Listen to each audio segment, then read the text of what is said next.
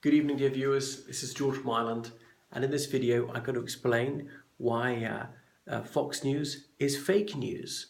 And I may as well concentrate on Sean Hannity most of all, as he seems to be a poster boy for the channel.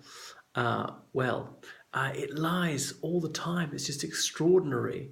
Sean Hannity does in particular, saying that the Mueller investigation was complete bull from start to finish. And Trump was obviously peddling that lie, made that on television many, many times, made such a statement. And now he acknowledges that something really was going on. Anyway, I know obviously four of the members of the Trump team have pleaded guilty to crimes in relation to this, so they are guilty. Now, I don't know if any other nationality is guilty. I'm only saying that four Americans are. So something was definitely happening, as Trump has finally acknowledged. So yet again, he's proved he's got no credibility, and the Hannity in particular was abetting him in this lie, which is again, it's been proven to be a lie. And then right at the end of a broadcast a couple of weeks ago, Hannity said that he had it on good authority that we're all under surveillance here. I'm just telling you. And he was putting on this pained expression. Well, that sincere face, oh, so wounded. The poor dear, cry me a lip river. My heart bled for Hannity, how he'd suffered. I mean, the biggest victim in the world. Well, I remember some years ago when all this warrantless wiretapping was being debated in the United States, he wanted more or less untrammeled espionage, and as much spying as possible was a good thing. Now, but when it happens to one of his own, he thinks it's a moral outrage and unconstitutional, the rest of it, claiming he's being illegally spied upon. What's his source? Well, he never said. Perhaps he couldn't protect this person because they're so in danger from that terrible conspiracy.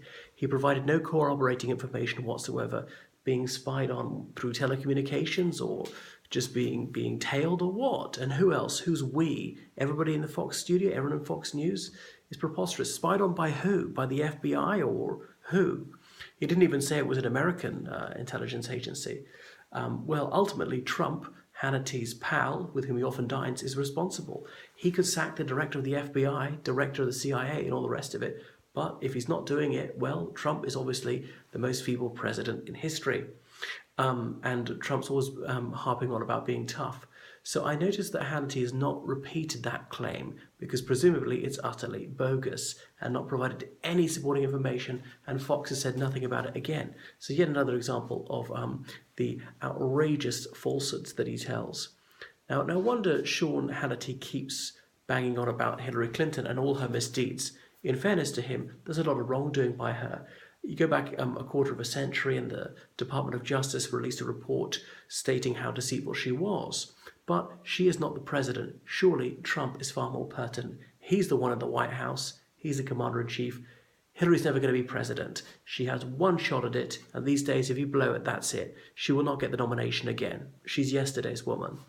I remember another thing Hannity did, showing just how risibly partisan he is. He had a spokesman from a Muslim American organization and asking whether a certain outfit, I think it was Hezbollah, was a terrorist organization, and the man obfuscated, and because he wouldn't agree, Hannity just shut him off. He was off air all of a sudden, and not looking into the depths of the context or the wrongdoing of the Israeli government or the Palestinians' right to freedom, Palestinian national self-determination, that many atrocities being committed against Palestinians. All that counts for nothing. He's just so moronically one-sided and malicious, Sean Hannity.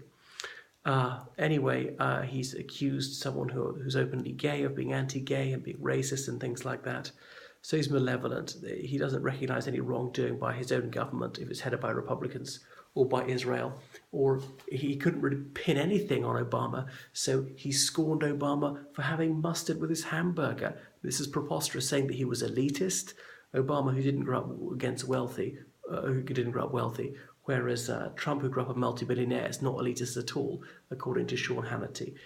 It's just utterly laughable. But there we are. That's the best of that Fox News can produce. Hannity, who's oh so patriotic, who obviously he supports Trump, who's, let's face it, a draft dodger on the basis of very spurious medical reasons. He avoided military service. In fairness, I would have avoided military service too if I could on these spurious grounds, but then don't try and wrap yourself in your national flag. Well, we can expect to see more fake news produced by Fox on an absolutely industrial scale. Even they don't claim to be fair or balanced anymore because they're so unfair and unbalanced, which is not to say that rival networks are completely fair, but they are just so ridiculously subjective, Fox News that is.